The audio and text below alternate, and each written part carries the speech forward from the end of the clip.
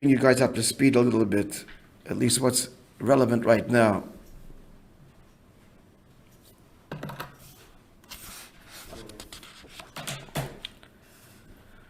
Okay, so to repeat the whole arichas of the maamer, so that we're not going to do, because we're not going to even complete that, but just what's relevant for us. The subject matter here is Ya'akov and Yisrael. The basic question was, why is it that even after Yaakov's name is changed, and the pasuk says, "You no longer be called Yaakov, but Yisrael," we still call him Yaakov. In contrast to Avraham, his name is changed, and it's actually a lav, it's a prohibition to refer to Avraham as Avram. The nakud of the answer is, as we're going to explain, that Yaakov and Yisrael reflect down here, within us, the two revelations or expressions of Hashem of Havaya and Elikim. So the maamer dealt at great length with the meaning of Havaya hu Elikim, which is also expressed in the pasuk Ki shemesh umogein Hashem Elikim, and then explained the hemshech of the pasuk. So the main ideas that the maamer spoke about were, this is the central idea. I mean, when you simplify it, it's not novel. The novelty lies in all of the nuance that we learned in the maamer. Nonetheless, the general idea is that Hashem created the world, what He's invested, what Hashem has expressed in order to create the world is the most minute, negligible reflection of Elikus, through tremendous tzimtzum. For Hashem to be a creator, it's a great descent. It's a yirida. In the words of the Alter Rebbe, famous words in Perek Lamed Vav, Perek Lamed Vav is one of the most foundational texts in all of Chassidus, and there's a tremendous arichas in explaining the language and the nuance, the syntax of that perek. For there in that perek, the Alter Rebbe lays bare dire betachtonim. This great chiddush that the kavan is the tachten, which is of course a statement of our sages in the Medrash, but the time hadn't come for it to be highlighted or even understood. Akoponim, there he says, you cannot say, these are the words of the Alter Rebbe, that the kavanah are the oilemus elyonim, since they are a descent from the light of His blessed countenance, which amongst other things means that for Hashem to be a creator is a descent. He's not the great divine artist that when given free expression to Himself produces hishtalshalos in the cosmos. He's not hardwired, God forbid, to be a creator. It's a decision to give rise to these various midas, which come through profound tzimtzum. They're called His names, and a name is a merest external tag of a person. It's milli away. A name is milli away. Others identify you. It doesn't express or define who you are, at least not externally. So, to be a creator, to assume a name, chesed, gevurah, these are all the creative forces. That's a big yerida. That is a shame, a name of God, and that is the mogen, kishemesh mogen, avaylikim, the sheath around the sun, the tzimtzum, in other words, that screens and filters His presence. Havaya ulikim means that Havaya is Hashem reveals Himself beyond creator, and Hashem as He reveals Himself as creator, it's all equally here. This is one of the most, again, elemental ideas in Chassidus, that the tzimtzum, the helem, is all elikus. There are no two realities. There's only one, and that's the Eibishter. So even the concealment and the distance and creation and the whole hierarchy of higher and lower and madreges, bepnimius, it's all Him. And that's the meaning of the statement in the Zohar. Actually, it's not found in the Zohar, but Chassidus quotes it. Not exactly the way Chassidus says it is it found in the Zohar.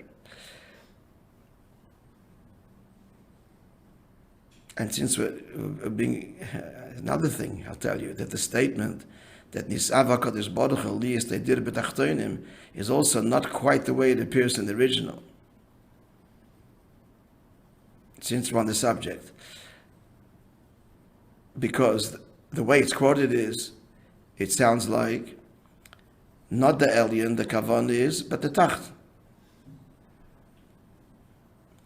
If you look at the original Medrash, Tanchuma, it says this, that Keshem sheyesh leidire ba'elyonim, kach nis'ave sheyesh leidire b'tachtonim. That needs to be understood because the whole Chassidus explains that there's no dir l'mayla. Dir is only gilu yo'atzmos. You understand my question? I actually asked Rabbi this and others, whatever. Now's not the time to go into a whole hesber. But it's just noteworthy that this quotation Chassidus brings, it's not a bediak the way it says it. And likewise, this quotation I'm going to share with you now, that the whole Torah, the whole inyan of Torah mitzvahs is litakona roza d'shmei, to establish the mystery of his name. I mean, it says it somewhat, but not quite like that. Now, what does it mean, the mystery of his name? The name means only the tzimtzum, the merest reflection. Again, like a name is only an external tag. You don't even need a name yourself. It's only for someone else to refer to you, for the government to send you bills, or rather to pay you back you need a name and an address, or an address you need for yourself. Actually, you don't need a number. The number is also only to identify the address. You just need a home. So these are all tags, they're all external. So that's the shade. But the Raza Dishmei, the mystery of the name, the mystery is that since he desires to be expressed in this world, he's found in the Tzimtzum and in this world, in the Mogen, in the sheath, in the screening, in the Tzimtzum. Kishemeshu Mogen of Eilikim. Now again, there was great nuance in this, the previous chapters, which he won't repeat. But that's just the general idea. The general idea is, again, the Shem Havaya, just the same, we said it yesterday. But this is part of one of the Chidushim here that he brings to light, is that in Shem Havaya there's a Shem Alikim, and in Shem Alikim there's a Shem Havaya, which means that the purpose of revelation to begin with, the highest revelation, the Bligvul, is not Bligvul per se, not infinite per se, but that we should know him. So already latent there is that it will be screened. It's already latent. The Gvul is already there in the Bligvul. And in the Gvul, the point of Gvul is not to create a distance and separation, a finite, but the Gvul should know him. So in the Gvul, the Shem Havai is revelation. This is a big point of this Maimon. So now we continue on Zion. Now bringing it down. Yeah,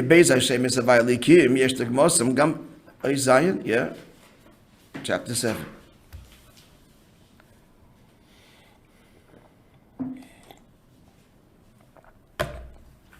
The two names Havai and Elikim, Yesh Tugmosam, Gam B'nei Yisrael, they have a parallel, as we started saying this morning, by Eden Lamata. Din Iksiv Adam Atem. The Pasuk describes the Jewish people as these words, you are Adam. V'dosha Chazal derive from here that this term Adam is exclusively referring to Eden. Atem Kruyim Adam. And then Kabbalah explains what is so unique about this name, that it is only refers to Eden, because the word Adam hints to, this is from the Shalach Kodesh, Adam le'elyon. It's a pasuk similar to the one above, because the neshama is a chelik alakamim al mamish. That's unique to a yid. Mind you, we should just add in parenthesis, every human being, b'tzelem alikim nivra ha'adam, is every human being made in the image of a God. But the nuance is, that's talking Shem Alikim, as the Eibush is invested in creation. That every human being carries the stamp of that divine form, that the 10 Tzvidus, the whole gamut of Ishtalshalus. The Chiddush of the Yid is that in addition to the Ad, as a Neshama, which is Adam Elyon. Here too I need to point out, because it's not so pashut, it needs to be appreciated. These words, Chelik Alakam Yibal Mamish from Perek Beis in Tanya, like every child knows this in Chabad, the whole world already now knows it. So it's not Teba quotes a pasuk in Eov, The pasuk is not talking about the neshama. It's not. That's not the proof. I'm going to point out this beautiful book that came out now, which we gave out to our big sponsors, whole of Yiddishkeit, I forgot what they called it. It's a beautiful, gorgeous book, like a coffee table book. So when I got it, and I looked up a few things in the Shama, and I called up my mechut, and he agreed it's a terrible mistake. They write there that the neshama of a Jew is a part of Hashem, as it says, wrong. The Alter borrows that term. It's got nothing to do with the neshama. It's just talking about there that whatever happens to a person is allotted. It's allotted by God above. He just quotes it. Chassidus often does this. This is the way Achronim work, Rishonim. They quote psukim and weave it in. And he doesn't say shenamar. He's not bringing this as a proof text. He just says the neshama is a chelik lekamya, and he adds the word mamish, and referring to the neshama. This is a big chiddush of Chassidus. It actually started earlier. It's written in a sefer called Shefa Tal.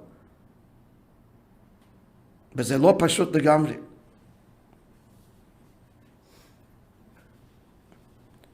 And I've also told you that there was an article that's in the Jewish press. I wish I could get my hands on it. I can't find it. In the mid-90s, a big Rosh Yeshiva, a big rabbi, wrote an article.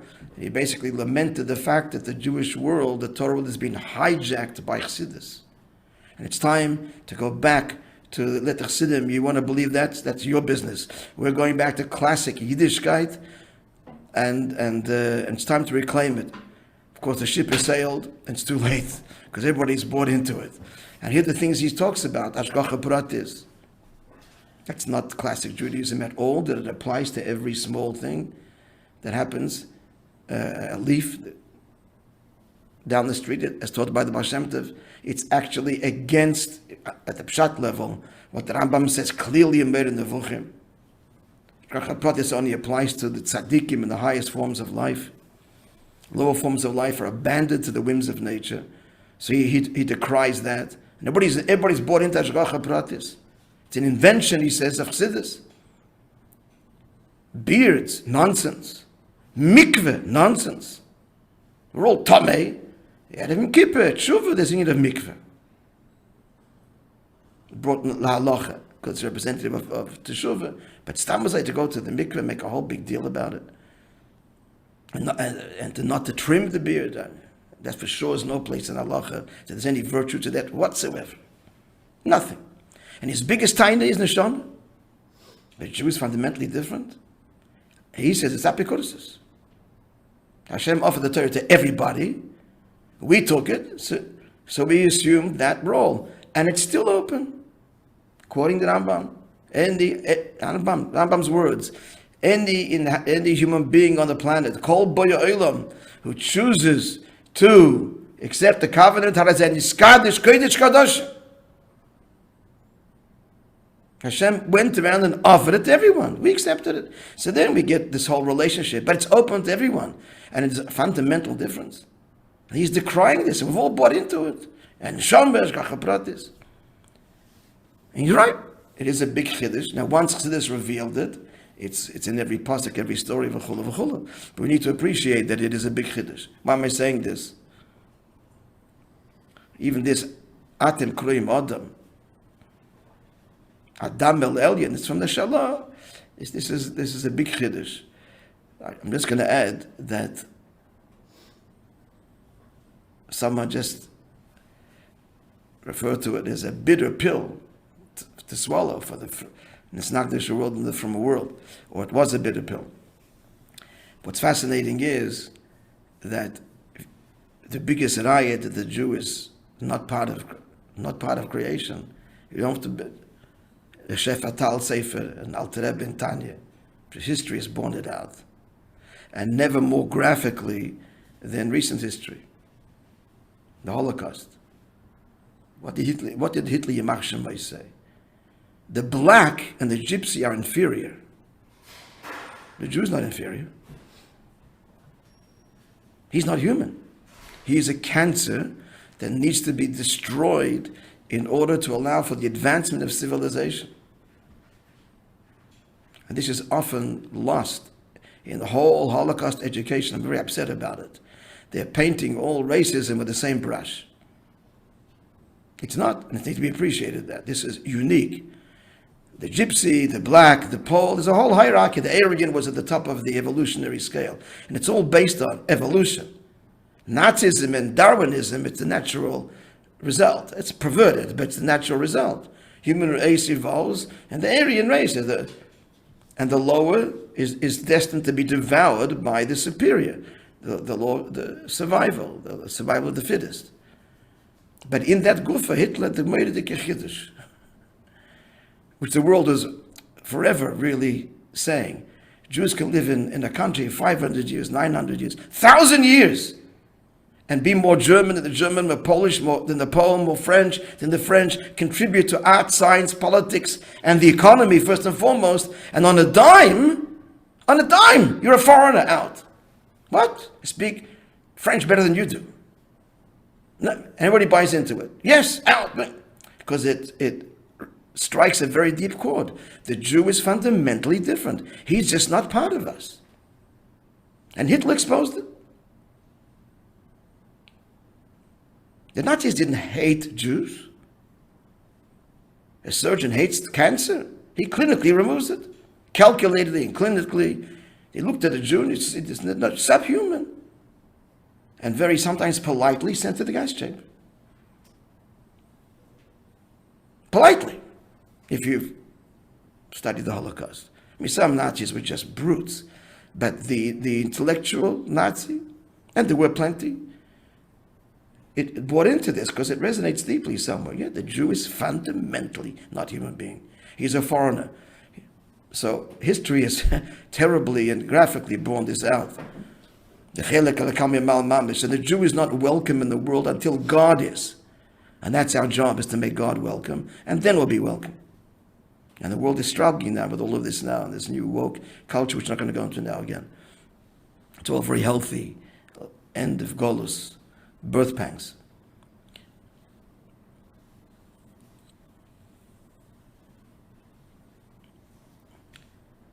As you know, Rabbi Jonathan Sachs makes the observation. It was after Gimel Tmuz. It was a big symposium in England about the Rebbe, and he was one of the speakers that Meliובאוויטש organized. And he says, what drove the Rebbe? Actually, my father said this too, before him. What drove the Rebbe is actually the Holocaust in a way. The Holocaust is absolute sub-rational intolerance of the Jew. Goes beyond hatred. It's not a question of hatred. When you're fighting the Russians in the Russian front, every bullet, every soldier is necessary, and thousands are still kept ferreting out soldiers, ferreting out a single Jew hiding in an attic somewhere, or in a haystack. The insanity. He sees he's losing the war. This war is priority. The war against the Jews. So this is seeking out every Jew, in his words, in hate, but I'm telling you, it's beyond hate. So the Rebbe now is seeking it. It's in atzmi. It's an atzmistic intolerance of the Jew. What drove the Rebbe is the atzmistic embrace of every Jew. A single Jew with the whole world. The whole world. And every effort in the world. This is an inyan atzmi, in the most terrible way, laid bare before Bias HaMashiach. As we discussed the other day, it's also manifest in science, the discovery of the atom, inyan atzmi, in our quantum physics, which is within the etzem gufa, which is the oir atzmi, deeper and deeper. It's all pre-Mashiach things. Why God made it so terrible and dark and painful. God knows. The emphasis is God doesn't know. It's beyond even Yediyas L'mayla. Nisav HaKadosh Baruch, whatever that means. It's higher than any knowing, even God knowing. That's the reason. It's beyond all reason. Anyway, I'm saying this now because there was an interview if you want to watch it, you can watch it.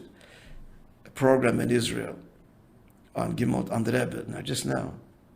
3 people, Shuli Beteyach, some woman she's a sociologist and what she is, and a rabbi who did he? I haven't heard such a snagdus ever, really. But he's not wrong in anything he's saying, because he just doesn't understand what the issue and the core issue. And the core issue of his holy snagdus, which is vehement. Shmuel B'Teich went crazy. He was controlled, but crazy. Liable, the things he said. I don't want to say things he said, this professor, Israeli. Not a professor, he worked in his government, in the Ministry of whatever. It's all rooted in the Memes, in his whole time on the Rebbe, Mashiach, Lubavitch, and everything. It's all rooted in this chiddush of chassidus that neshama is a chilelaka mimam mamash. That's the big. That's the nekuda.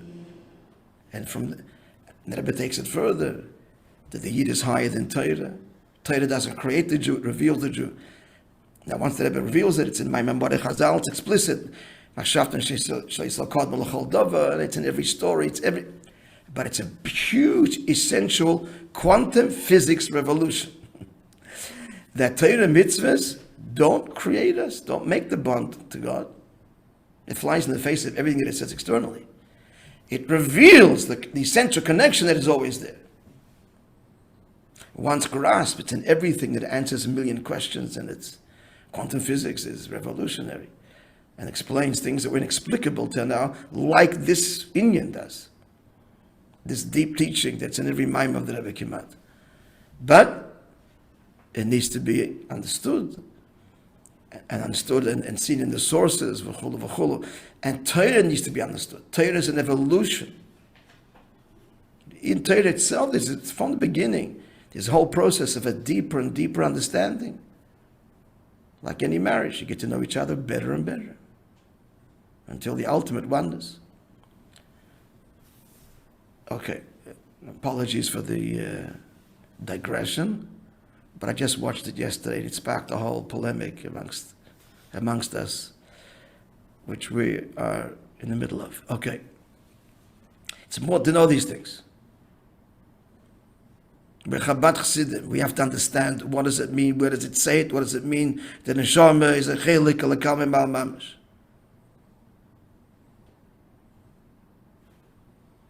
And Hashgacha Pratis and all the other things that Chassidus revealed. The answers are all there, we just have to learn and understand. And I want to emphasize, it's not like it's a kasha and a teretz. Maybe a teretz is wrong. If you have a question and answer, man. But when you have an insight that answers not just this question, but everything else and many other things, that's expressive of its truth. If one solution, one insight solves many problems, and the more diverse problems it solves, the more it's expressive of its emes, aleph mem sof, its universalism. The ideas of chassidus, of dira b'tachtonim and neshama and so on, and not kash and teretz, it's a detail here. They are essential insights that completely transform, illuminate, connect, and answer and resolve problems that were not asked because it couldn't even be answered. They were just relegated to. That's the way it is. Now we understand. That's what Chassidus is. It's the etzem of Torah, not another level. And when you reveal the etzem, then you revisit all of the manifestations on a completely new level. And they all become one and united, and the synergy and the unity of it all. It's transformative. But there's no magic pill.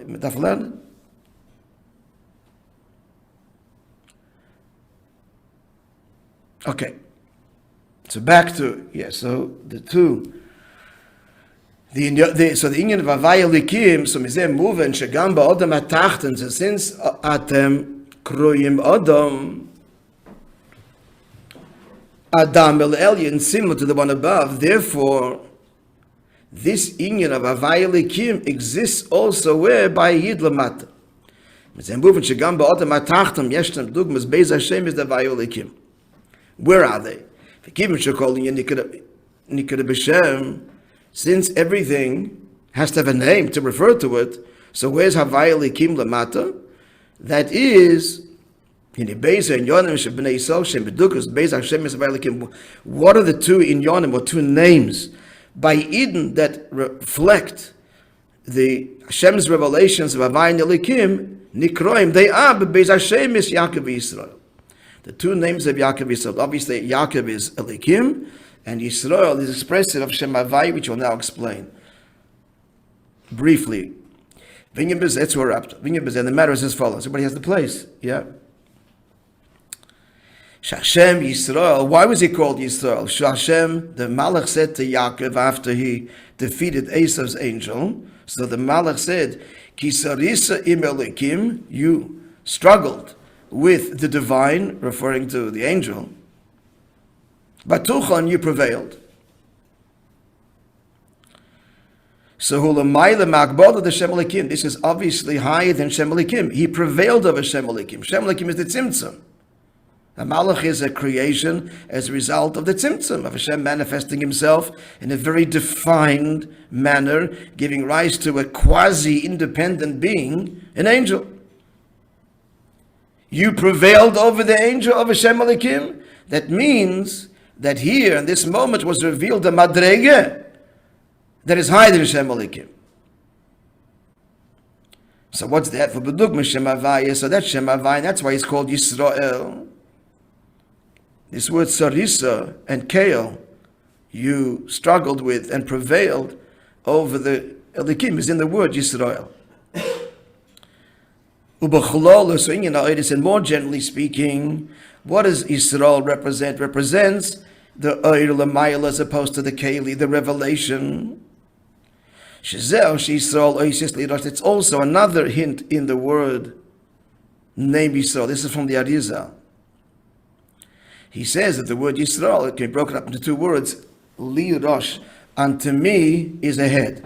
What does that allude to? Shebaroshu ikar hachayis.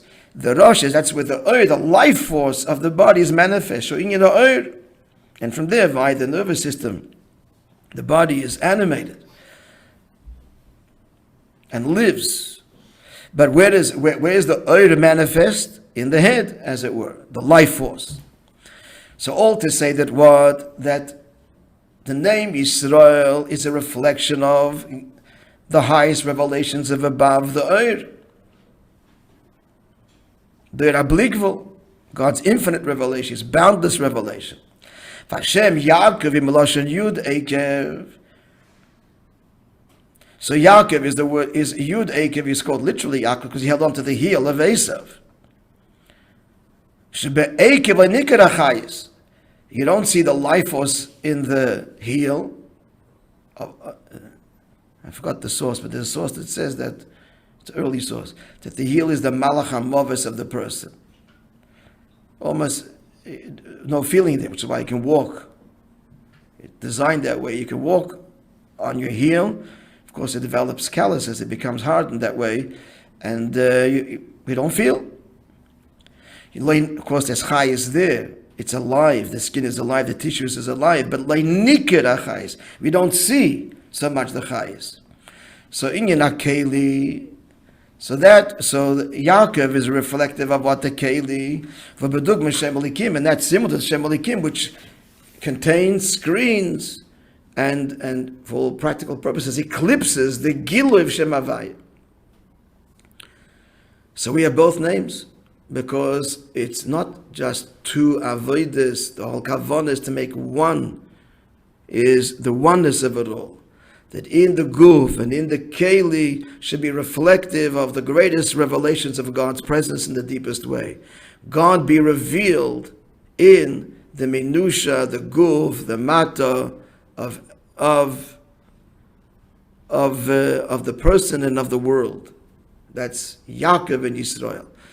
Two names are divided. This explains, for example, Yaakov is mainly during the week, and Yisrael is the Avodah of Shabbos. In a given day, when we're davening right now, that's the Avodah of Yisrael, that's the Avodah of the heart and the mind, and then we go out to the world, that's the Avodah of Yaakov. But it's not to separate the two. The whole Avodah is the fusion of the two. I mentioned last night we had Sarah Elder organized. She made a big hakel. It was a fashion show. So, how do we allow a fashion show sure, that this is a place for a fashion show. So the assumption was everything's going to be tznius, but that's another discussion. We'll deal with that. That was the. But akaponim, what's the inyan? The inyan is, the Gemara says, "Le nivra isha ela le yofi." The woman's created only for beauty. On the surface, it sounds like the biggest chauvinistic statement possible, but the emes is the opposite. What's the inyan of yofi? What's beauty? Beauty is harmony, tiferes. A single note, a single color, a single shape is not beautiful. What attracts us to something beautiful and it's fascinating is the more harmonious is, the more fascinating it is. What's the ultimate harmony? The ultimate harmony is the fusion of the ultimate opposites. And what's that? Guf and Neshama? Ruchnis and Gashmis. Havai and Elikim. That, therein lies the great beauty. So that's the Nakuda here. The Dafkali, Ish El Yofi, she is Magin David, Malchus. Dafke in Malchus, which is the one hand the biggest Helen Behester. Recipient, the Makabal, etc. There you reveal godliness, that's the greatest beauty. And that the physical body is seen as a reflection of the divine. And so therefore there's the appreciation and the celebration of the physical beauty of the body as a reflection or expression of the beauty of the divine. That's emisa beauty. That's yichel havai elikim. Beauty gashmi, and if tzni is dikka beauty, I don't want to go into details, but tzni is dikka beauty does not eclipse beauty. It just expresses the sanctity of the beauty, the mystery of the beauty. The mystery. Yesh lahaylich, but not for now. Anything that is exposed completely, and there isn't, it's not covered, and so on, isn't nuanced. Yeah, there's an attraction, but then it becomes debased and loses its beauty, becomes completely an object to be abused. What maintains the beauty, which means the mystery, the sanctity, the transcendence, is dafka the tznius. Doesn't eclipse the beauty. On the contrary, it enhances the beauty, brings out the beauty. In simple words, the fusion of neshama and guf. That's a Jewish, tznius Jewish woman who is beautiful, period. All in one, neshama and guf. And it's quite mysterious. That's the point. That's the Raza Dishmei, the mystery of his name.